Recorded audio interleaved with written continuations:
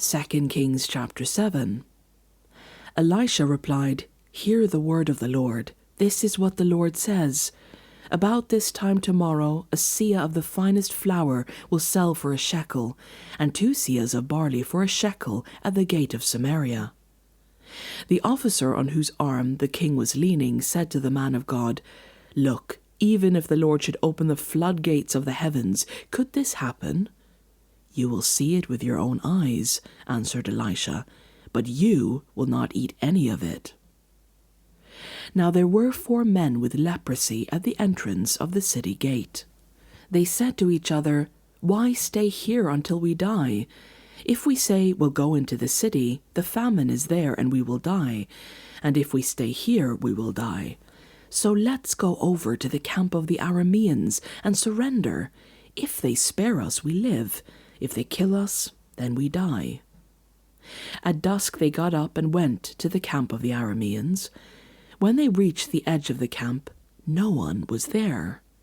For the Lord had caused the Arameans to hear the sound of chariots and horses and a great army, so that they said to one another, "Look, the king of Israel has hired the Hittite and Egyptian kings to attack us." So they got up and fled in the dusk and abandoned their tents and their horses and donkeys. They left the camp as it was and ran for their lives. The men who had leprosy reached the edge of the camp, entered one of the tents, and ate and drank. Then they took silver, gold, and clothes, and went off and hid them.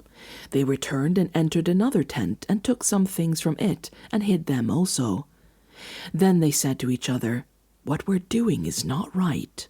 This is a day of good news, and we are keeping it to ourselves. If we wait until daylight, punishment will overtake us. Let's go at once and report this to the royal palace." So they went and called out to the city gatekeepers and told them, "We went into the Aramean camp, and no one was there, not a sound of anyone, only tethered horses and donkeys, and the tents left just as they were." The gatekeepers shouted the news, and it was reported within the palace. The king got up in the night and said to his officers, "I will tell you what the Arameans have done to us. They know we are starving, so they have left the camp to hide in the countryside, thinking they will surely come out, and then we will take them alive and get into the city." One of his officers answered, "Have some men take 5 of the horses that are left in the city. Their plight will be like that of all the Israelites left here. Yes, they will only be like all these Israelites who are doomed. So let us send them to find out what happened."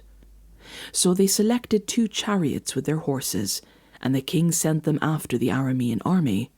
He commanded the drivers, "Go and find out what has happened."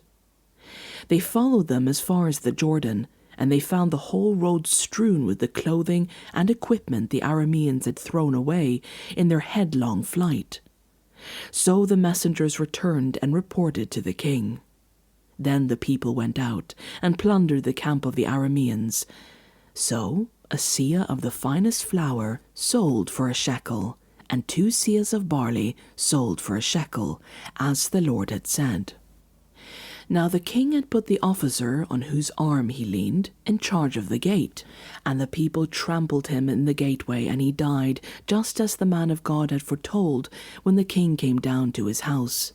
It happened as the man of God had said to the king, "About this time tomorrow, a seah of the finest flour will sell for a shekel, and 2 seahs of barley for a shekel at the gate of Samaria." The officer had said to the man of God, "Look, even if the Lord should shut up the floodgates of the heavens, could this happen?" The man of God had replied, "You will see it with your own eyes, but you will not eat any of it." And that is exactly what happened to him, for the people trampled him in the gateway, and he died.